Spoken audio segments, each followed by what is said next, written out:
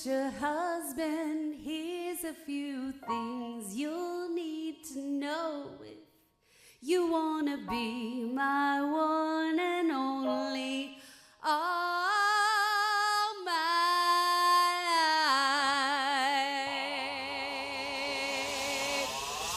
Take me on a day, I deserve a bed, and don't forget the flowers every anniversary. 'Cause if you treat me right, I'll be the perfect wife. Buying groceries, buying what you need. You got the 9 to 5, but baby, so do I. Don't put me thinking I'll be home and baking apple pie. I never learned to cook, but I can write a book. Sing along with me, sing along with me.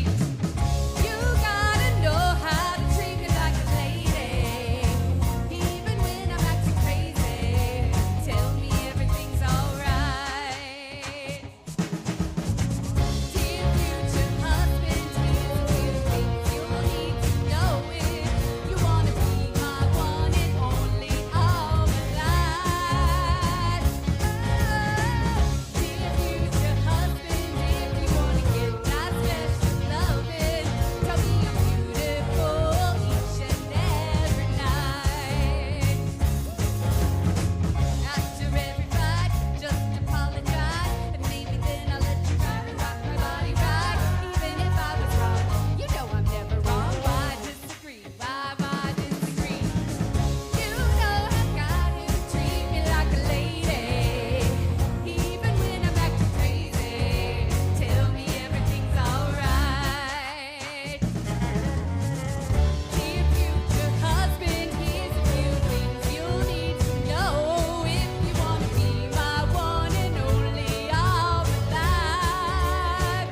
Oh, dear future husband, if you wanna get that special loving, tell me I'm beautiful each and every night. I'll be sleeping on the left side of the bed. Open doors for me and you may get some kisses. Don't have a dirty mind, just be a classy guy. Buy me a ring, buy me a ring. You gotta know how to treat me like a lady, even when I'm acting crazy. Tell me everything's alright.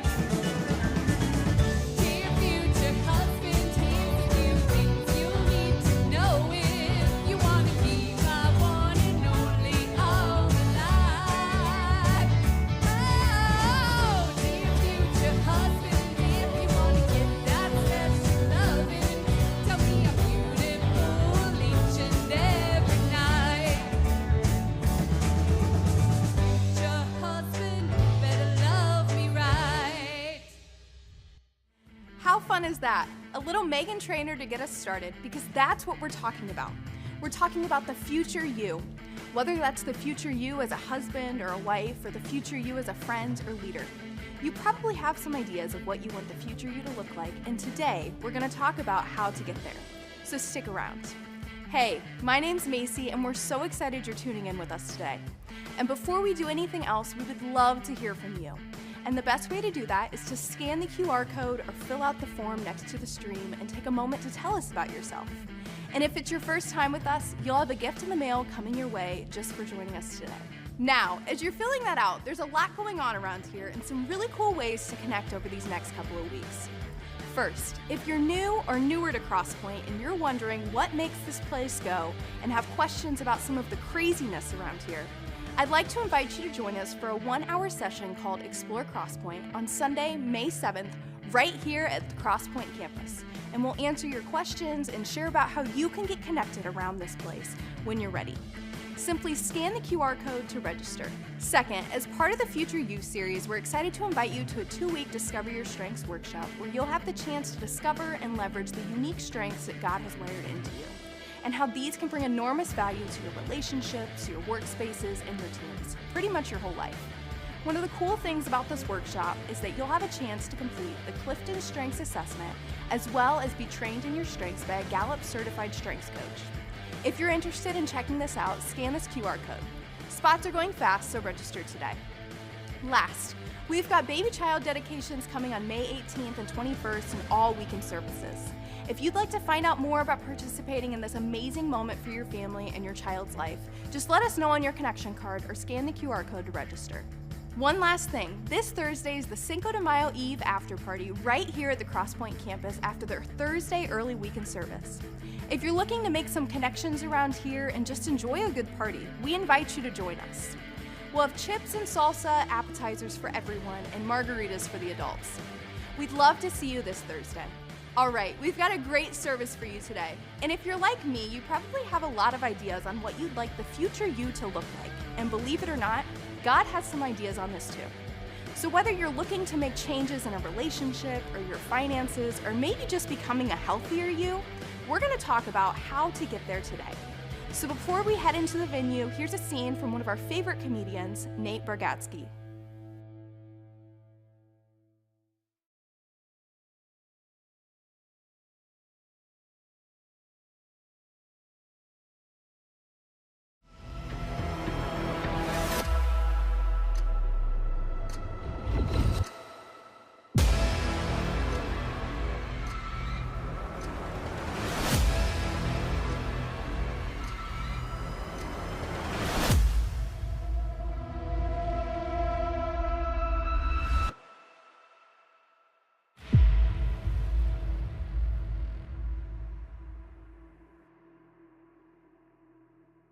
Oh man, how many of us can like relate to Nate right there? I mean, you're like at some point, you're like the working out part. I mean, yeah, let me hear you. Man, I tell you what, or maybe, the whole donut thing, or, just late night snacks. I mean, I think it's so relatable. And this weekend, we're gonna be talking about how, little things we can actually do to actually create some pretty big results in our lives. And so excited for you to be here today, excited to talk about this. We're gonna get very, very practical today, and we're gonna talk about, look at some things God says about the future you as well. So man, welcome to Crosspoint, and let's make some noise for those tuning in online this weekend in the online space across our city, state, nation, world. Man, so excited to have you with us this weekend. And my name's Kurt. If you're here for the first time, you've come at a really good time because we're in week 2 of the series Future You, and we just think this is applicable to like all of us. And if you missed week 1, you can go back to our watch page, check out the first week of this. And just a quick little recap. We're basically talking about how right now, in reality, there's the you now, and we're all on this journey toward the future you. And every single day, we're making decisions that will dictate, the future you that you become. And so we're asking this kind of pivotal question, how do I get from the you now to the future you? With all of our hopes, our dreams, and of course, God, designed you with certain strengths and gifts. And so, we're talking about those. And, many of us, we walk around every single day, and we have a lot of ideas about who we want to become, and, the kind of man, the kind of woman, the kind of student we want to be, the kind of, parent, or the kind of son or daughter that we want to be, the kind of employee or leader. And, sometimes we just think that, somehow the person we want to become will just magically happen. And the reality is this is kind of what we're digging into this weekend. You will never become the man or the woman or the student that you want to be on accident. Right? There's actually a lot of things that you and I can do as we partner with God to become the person God created us to be. And so this great writer of wisdom in the Old Testament, guy that writes what we know as the Proverbs, he says this. He says, "Consider well, watch carefully the path of your feet." And this is what I want us to be thinking about today. This whole idea of every decision we make, we're either moving closer and closer to the future you that you want to be, or you're moving further and further away from the future you that you want to be. And listen, you understand this, but I'm gonna kind of say it anyway. Our intentions, as good as our intentions are, they don't determine our destination. It's our decisions every single day. It's our decisions that actually determine where we end up. And, we get this. I mean, we see this in every aspect of life. In fact, if you were to, drive down to the, Indianapolis area, there's an interstate that runs right through the center of town. It's called I-65. And, if you're like, you know what, the future me, the future me is supposed to be in Miami right now. All right, I need to head south to go to Miami. The future me, the beach is calling. I'm supposed to be in South Beach. That's the place I feel like I'm supposed to be. I'm going to, take some rest underneath the sun. And, you can tell your friends, hey, I feel like I'm supposed to go to Miami. I'm going to Miami. You can pray, hey, God, help me to get to Miami. But when you get to I-65, if you make a choice to go north instead of south, you're going to end up in a place called Chicago. And let me tell you, it is not anything close to Miami, all right, in any way, shape, or form. And we get this, right? Because we know the decisions we make actually lead us in a certain direction and even to the destination that our lives end up in. And so today, we're just going to get real practical and hopefully inspirational on how do I get to where I want to be. And I'm going to share some stuff with you from a guy named Sean Johnson and Craig Groeschel, some great spiritual leadership guys. We're going to look at some stuff from a book called Atomic Habits, a guy by the name of James Clear that gives just some great pathways. And I highly recommend this book if you haven't read it. And so here we go. You guys ready to get after it? First thing we have to look at? Yeah, all right. Yes, awesome. So you might even want to write this down or take a screenshot of this. I usually don't say that, but this is like that impactful. It's been impactful for me. The first thing we have to do is we have to start small. We have to start small. I want to help you devise a plan where you can actually see that some of the things you want to become and God is shaping to, you can actually get there. But you have to start small, and you can begin moving today on that destination toward the future you. And, perhaps you're like me. I tend to just go like all out whenever I commit to something. And sometimes it proves to be counterproductive. If I say, I want to get healthy, I want to get healthier, I'll do something like, I'll go, man, I'm going to eat vegetables for the rest of my life. and I'll do that for like 3 or 4 days. And then all of a sudden I'll hit a wall. And I'll be like, man, this sucks. I feel horrible. I don't feel like I have energy. I've not gotten across, to the positive side of that decision. And I just bail on it. And all of a sudden, I'll down like 2 Chick-fil-A sandwiches and a whole box of like Little Debbie cakes. You know what I'm saying? I mean, it's like you just go all in and you're like, I just failed. And part of the reason why is because I start too big. In fact, here's what James Clear says in Atomic Habits. He says, every action you take is a vote for the type of person you wish to become. No single instance will transform your beliefs, but as the votes build up, so does the evidence of your new identity. Last weekend we looked at the new identity that God gives us when we take a step to begin a relationship, begin following Jesus. There's a brand new identity that comes, and we begin to live out of that. And Clear goes on, he says, this is one of the reasons why meaningful change doesn't always require radical change. Small habits can make meaningful difference by providing evidence of the new identity. And if a change is meaningful, it is actually big, like B-I-G, big. That's the paradox of making small improvements. And this is brilliant right here. I mean, what he's basically saying, is if you say, okay, the future me wants to be more in shape, and perhaps you've been sitting on the couch for like the last 3 years, probably the worst thing you could do is go, you know what I'm going to do? I'm going to go sign up for the Indianapolis 500 Festival mini marathon in like 2 weeks. That's what I'm going to do. I'm going to go big. Don't start there. All right, don't start there.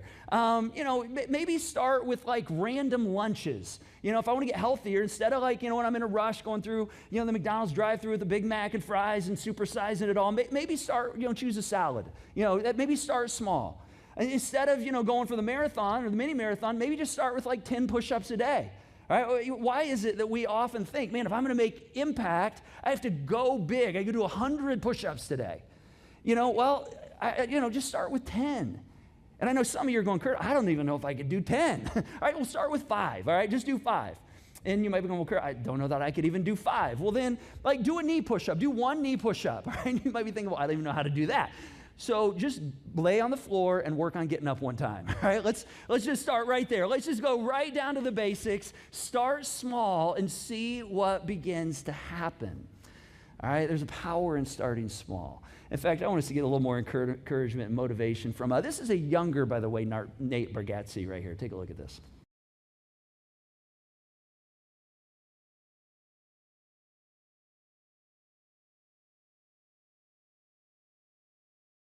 You guys not enjoy Nate? Come on. I mean, he is, I think it's like so real, right? We're like, we can all get that.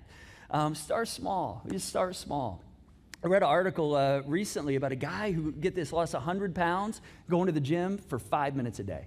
5 minutes a day. And some of you are like, okay, how do I get on that plan right there? Well, here's kind of how it happened. He was talking to his therapist, and his therapist said to him, hey, I know you want to get healthier. I know you want to lose weight. Your problem is you set these huge, big, lofty goals, and you can't stick with them. And so here's what I want you to do. I want you to go to the gym starting tomorrow for 5 minutes a day. 5 minutes, no longer. Don't do 6 minutes. Just 5 minutes and then go home. In those 5 minutes, do whatever you want. I mean, pick up something, jump on a treadmill, sit in the sauna for 5 minutes if you want. I mean, whatever. Just 5 minutes. And of course, this guy's going, yeah, that sounds stupid. I'm going to go for 5 minutes. I'm barely going to break a sweat. And then I'm going to be like, well, it's time to go home. He's like, who wants to do that? But see, here's what began to happen over time. Over time, what began to happen is he began to become a person who goes to the gym. And 5 minutes turned into 10 minutes, and 10 minutes turned into 15 minutes. And before long, he was feeling more comfortable, and he wasn't intimidated by some of the machines. And he began to feel like, all these people who feel like they grew up here and they just kind of know the routine. He's like, I kind of know the routine. His confidence began to grow. And he got over his pride.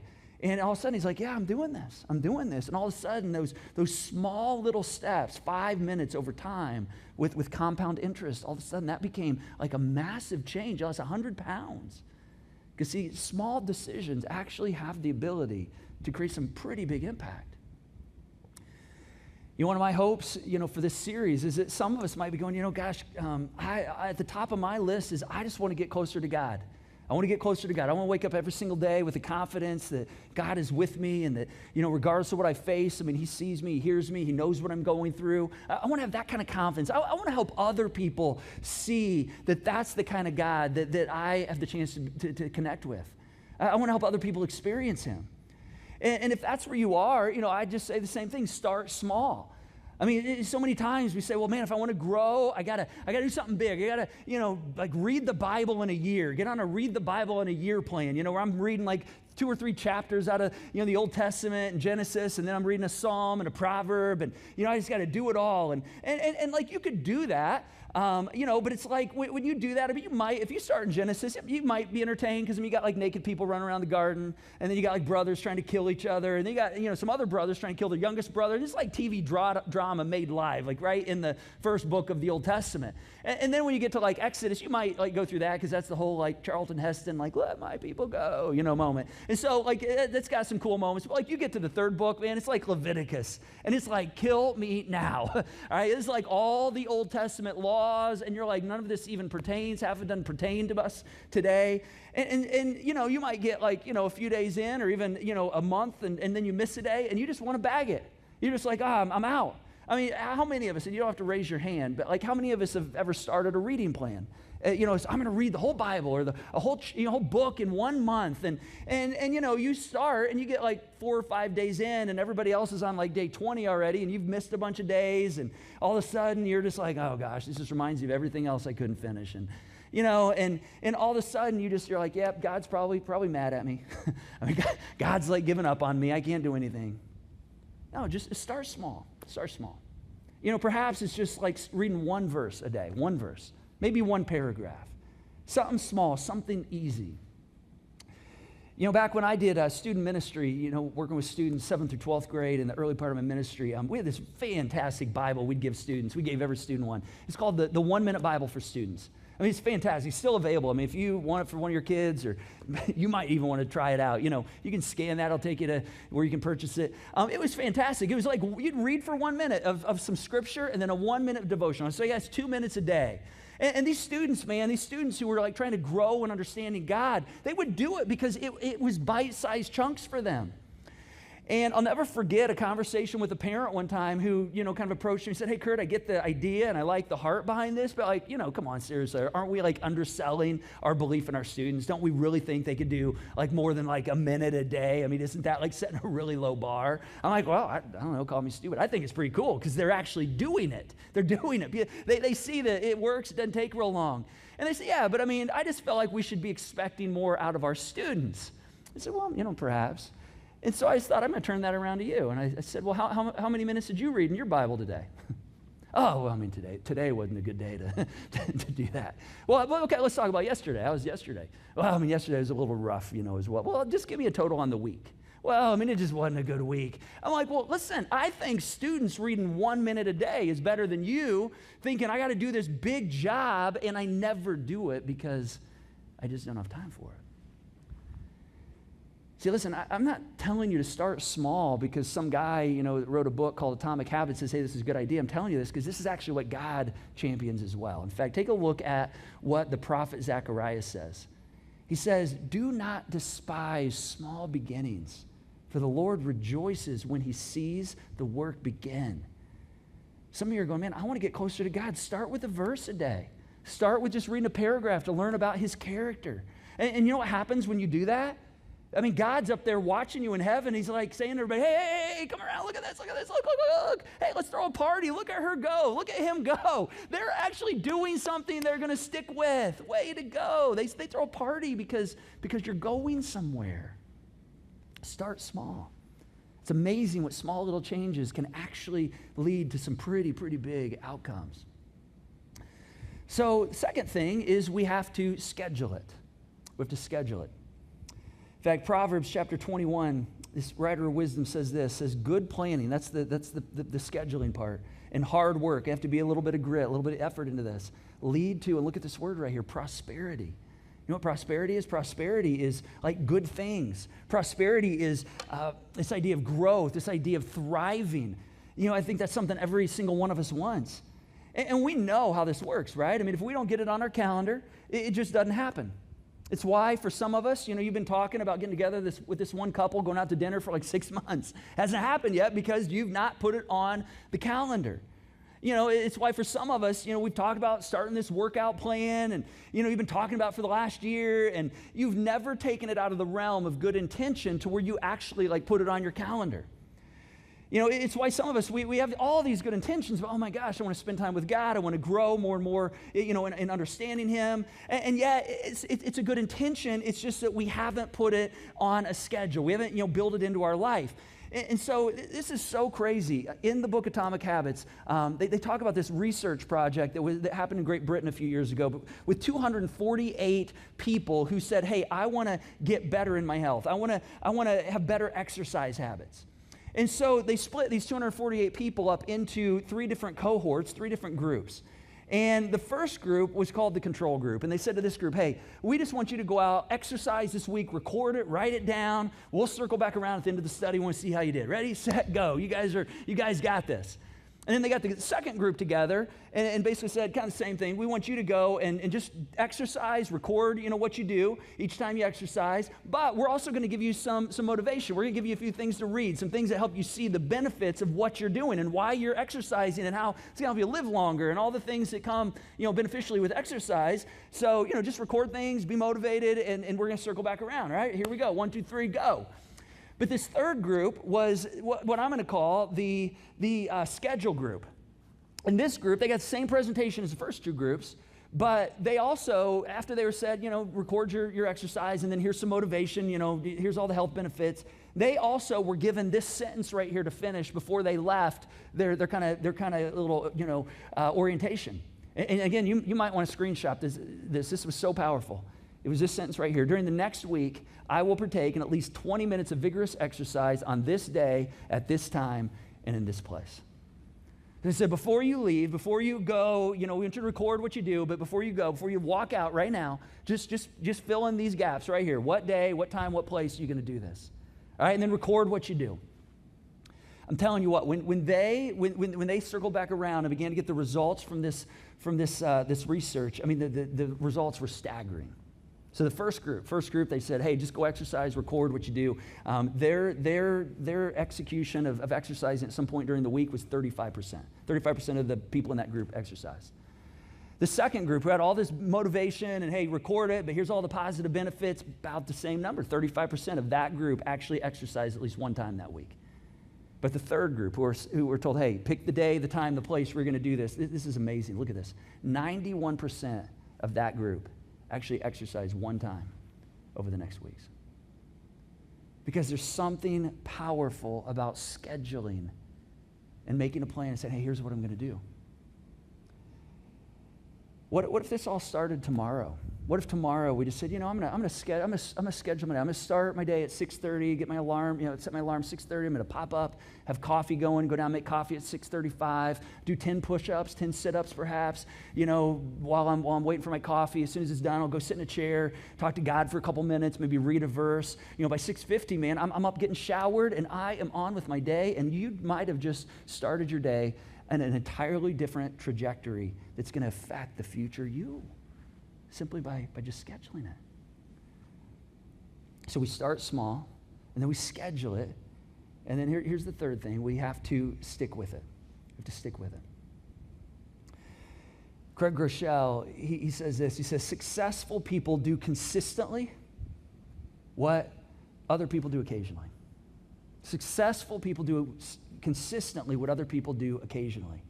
Meaning if you find somebody who's financially successful, you're going to find that in their rhythm and in their routine, you're going to be guaranteed to find there are some good decisions that they have made consistently over time. If you find somebody with a strong faith, you're going to find that person, they have some things that they have constantly made decisions on, over time that have got them to where they are. The other people, they might do some of those things, but they just do that occasionally. If you find somebody that's just generally successful, whatever it might be in their life, you're going to find somebody who's made some really, really good decisions consistently over time. And you're going to find that those things have led them to where they are. It's not a mystery. In fact, the Apostle Paul talks about this. The Apostle Paul in the New Testament part of the Bible, who, he's kind of like really big on helping new Christians, people who are trying to grow in their faith. He writes more than half of the New Testament, and he tries to help us understand, okay, this is what it looks like to follow Jesus. This is what it means to live out your faith, to get traction and do the small things that lead to bigger things. And here's what he writes to this group of new Christians in this city called Galatia back in the first century. He says, let us not become weary of doing good. For at the proper time, we will reap a harvest if, and then look at what he says at the end of this, if we do not give up. He says, if you don't give up. He says, if you stick with it. If you just stick with it, man, if you do the small things, if you'll schedule those small things, make them in bite-sized chunks, and then you'll just work those things. Don't give up on those things. There's going to come a point in your life where you're going to look back and you're going to go, oh my God, look, way back here, I was doing all these little things, and I didn't feel like they were making a difference, but look at what this has created in my life right here. All these things have created some pretty massive changes. Now, I want to give you a few visuals of how this works, all right? And some of these come from, the book Atomic Habits. Some of them are just mine. Some of them are examples I've seen, all right? Of just like how little changes actually over time lead to pretty big results. And the reason I'm doing this is not so you can just say, hey, I got to do this one or that one. You might choose to do that. But really, I hope this ignites ideas in your life, things God's putting in your heart that you're saying, hey, if I start small, over time, I can actually create some pretty big progress. All right, I can turn this into some pretty big results. So here's the first one. Let's just say, for instance, you're like, yes, the future you does want to have better health in the future. All right, I want to get healthier. I want to be around for a long time. I want to be around for my family. I want to live for a while. I want to, bless my family. And so I'm going to do that thing. I'm going to do 10 push-ups a day. I'm going to do 10 sit-ups a day. All right, I'm going to do that salad thing. One salad a day. Instead of going for the Big Mac, I'll do the one salad, all right? And over time, you might increase it. But let's just say, for practical purposes, for the next 2 years, you do this, all right? And you just walk out 10 sit-ups, 10 push-ups, one salad. Now, here's what's crazy. Let's just give a little room for a margin for error. Let's say 25% of the time you don't do this, all right? So 25% of the time you don't execute this, but the rest of the time you do. Check this out. At the end of 2 years, take a look at what you've done. You've actually done 5,400 plus push-ups, 5,400 sit-ups, and 548 salads. I mean, just by a small change, do you not think that's going to have some impact on your overall health and well-being? I mean, it's crazy. How about this one right here? This one gets a little personal for me. Because this is something I started doing over the last couple of years. I found that I was not as grateful as I wanted to be. I found that I was just not I didn't have a heart of gratitude. It was really affecting me. So I began to create something called a gratitude list. I said, I want more gratitude.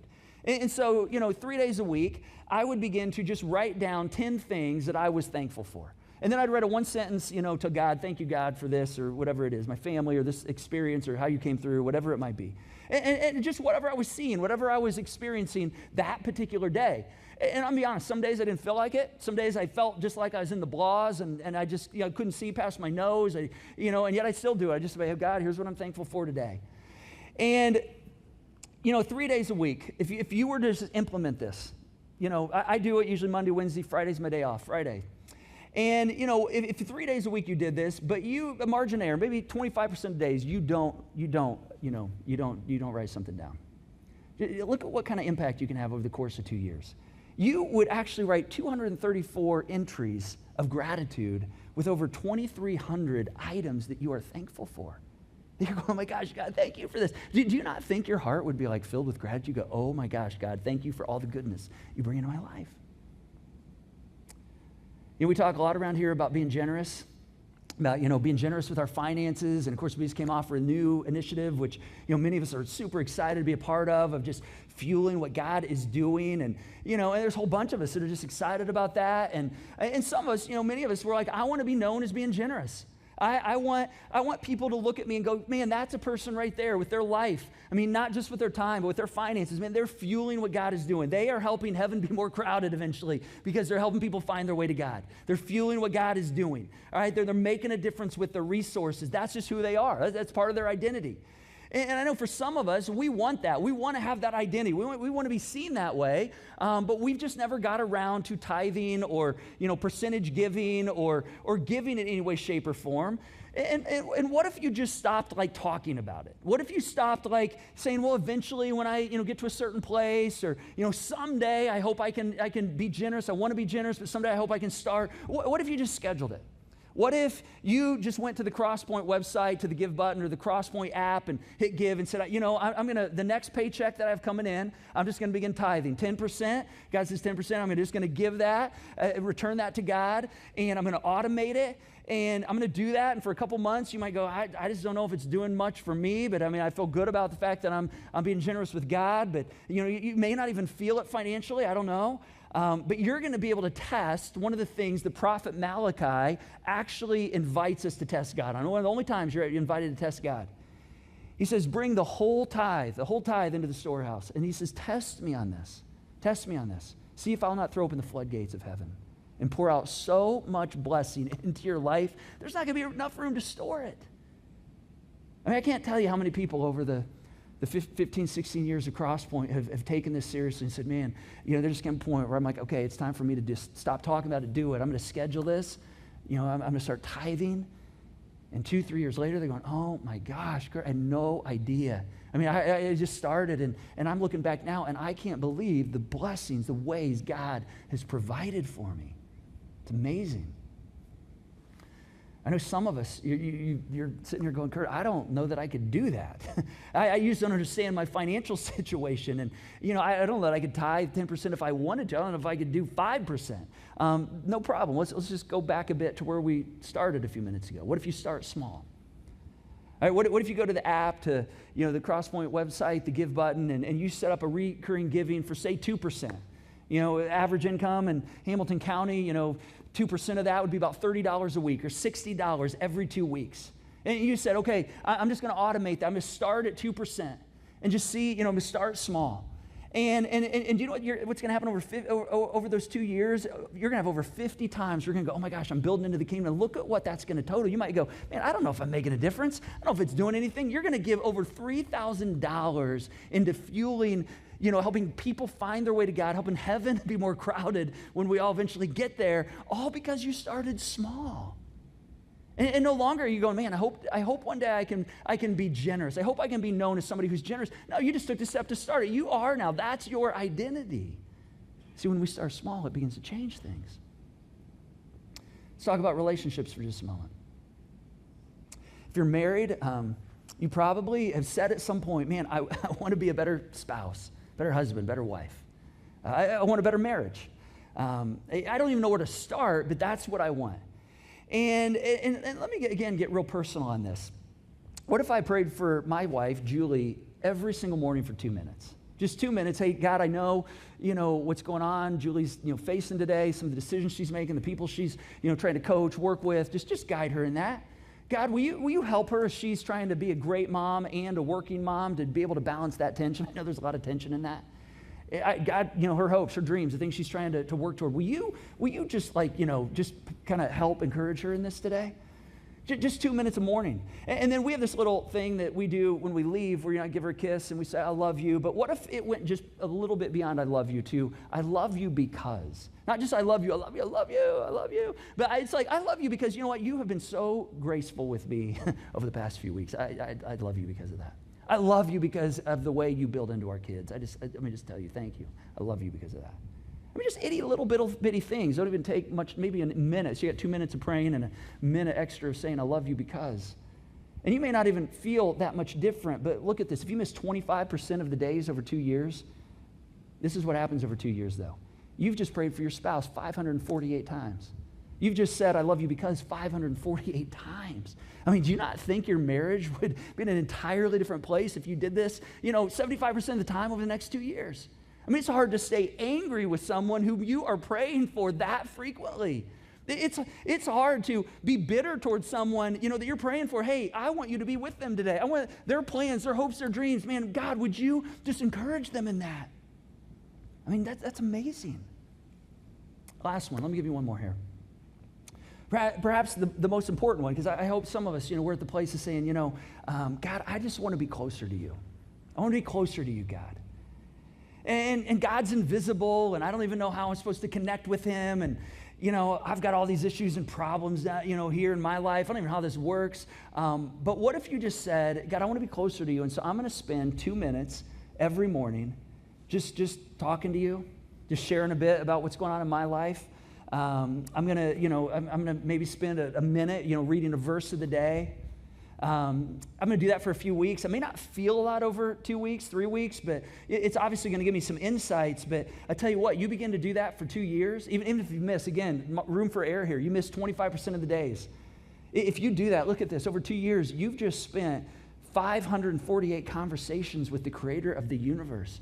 548 conversations, saying, hey, God, here's what's going on in my life. Can you help me today? 548 verses being read. I mean, think about the intimacy you probably would begin to develop just by something very small. See, it starts with just tiny little decisions. If I take a look at the prophet Jeremiah, he says, when you come looking for me, you'll find me. Yes, when you get serious about finding me and you want it more than anything else, I'll make sure you won't be disappointed. I'll turn things around for you. He says these little small things actually over time accumulate, and you can count on it. You can count on it. This past week, I was sitting reflecting on some things with my wife, just kind of thinking back to where did I start some of these small things that began very, very small little steps for me. And it took me back to when I was in my teenage years, 15, 16 years old. And when I was 15, I was had a shoulder injury, and it created, canceled the rest of my sports season that year. Sports were life for me, and so I had to deal with that adversity and have a shoulder surgery and, rehab and kind of deal with that. And then, I turned 16 in my 16th year.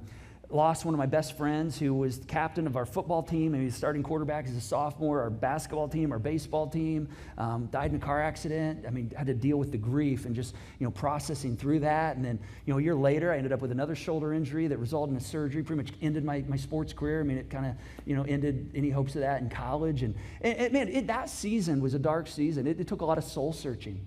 And I realized I got really serious in that time where I began some of these small things. I mean, reading a verse a day.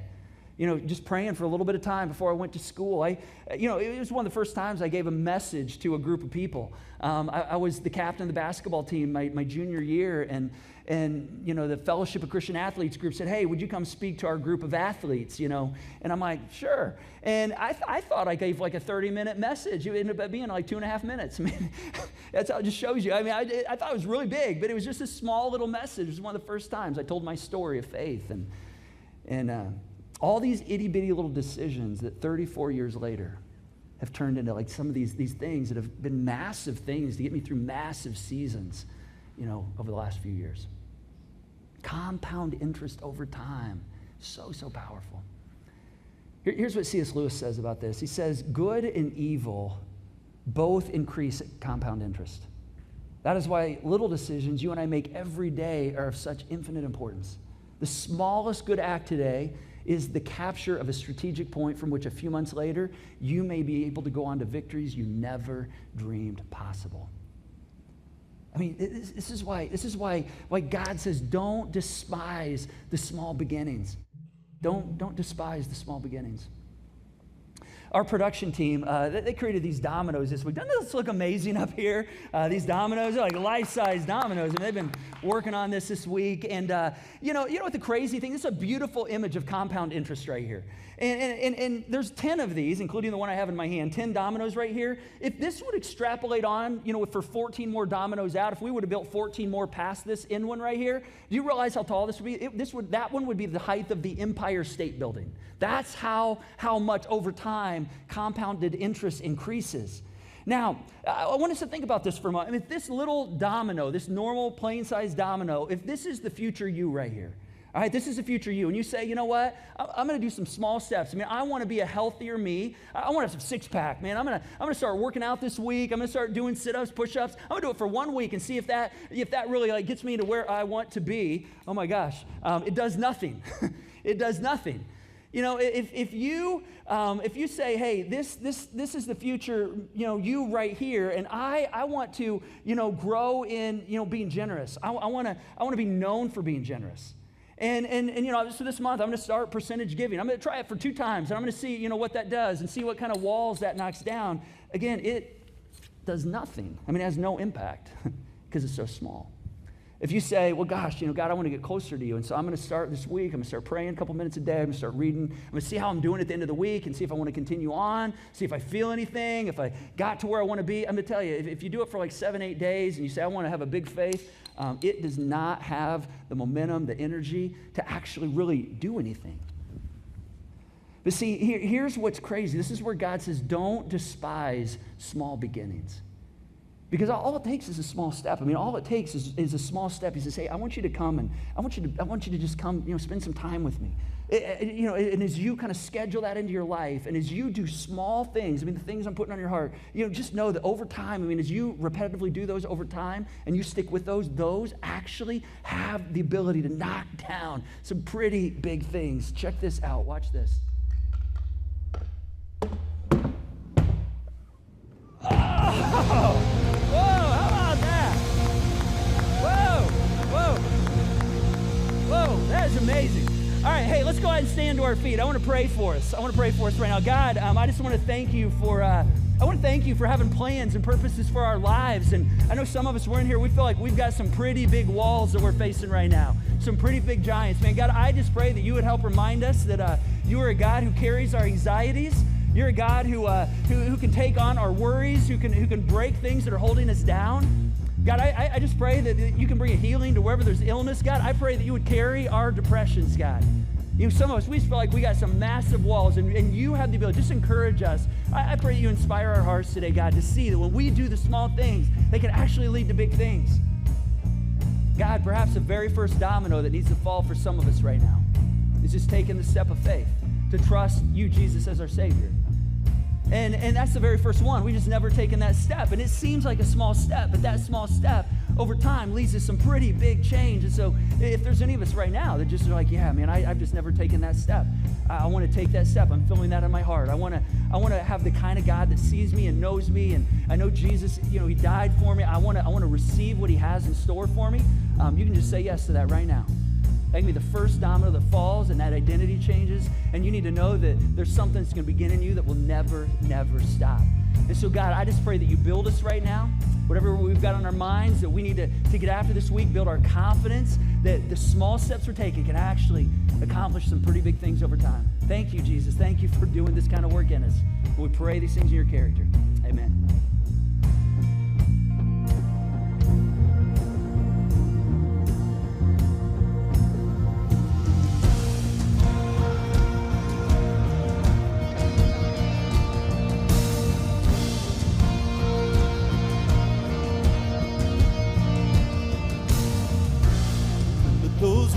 that we called sin and shame. They were like prisons that we couldn't escape. Then he came, and he died, and he rose. Those walls are rubble now.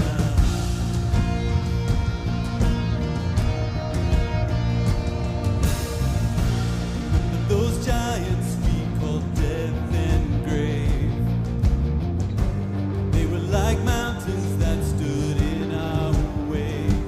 But he came, and he died, and he rose.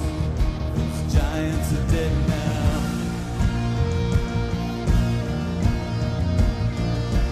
This is our God, this is who he is. He loves us. This is our God, this is what he does. He saves us. He bore the cross, beat the grave.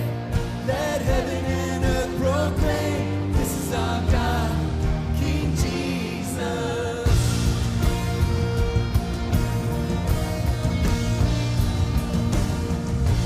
Remember that fear that took our breath away. Faith so weak that we could barely pray.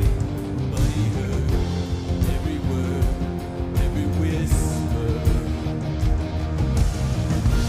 Now those altars in the wilderness tell the story of his faithfulness. Never once did he fail, and he never will. This is our God, this is who he is. He loves us. This is our God, this is what he does. He saves us. He bore the cross, beat the grave. Let heaven and earth proclaim. This is our God, King Jesus. Who pulled me out of that pit? He did, he did. Who paid for all of our sin? Nobody but Jesus. Who pulled me out of that pit? He did, he did. Who paid for all of our sin? Nobody but Jesus. Who rescued me from that grave? Yahweh, Yahweh. Who gets the glory and praise? Nobody but Jesus. Who rescued me from that grave? Yahweh, Yahweh. Who gets the glory and praise? Nobody but him. This is our God. This is who he is. He loves us. This is our God. This is what he does. He saves us. He bore the cross, beat the grave. Let heaven and earth proclaim. This is our God, King Jesus. He bore the cross, beat the grave.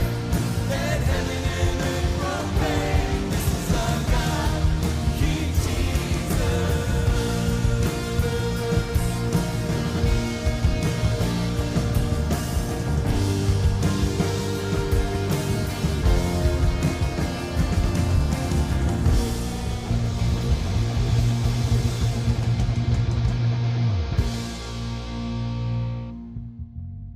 Hey, if you made the choice to take advantage of the grace Jesus brings us by taking a step to trust Jesus as your Savior and leader, we'd love to celebrate that with you, so let us know on your connection card.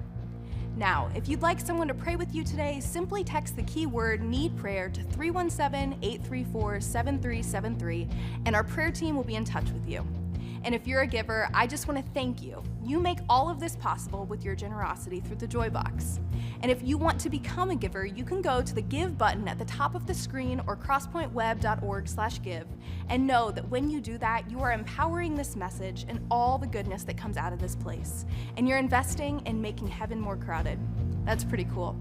Hey, thanks for joining us today. We can't wait to see you next time for week 3 of The Future You.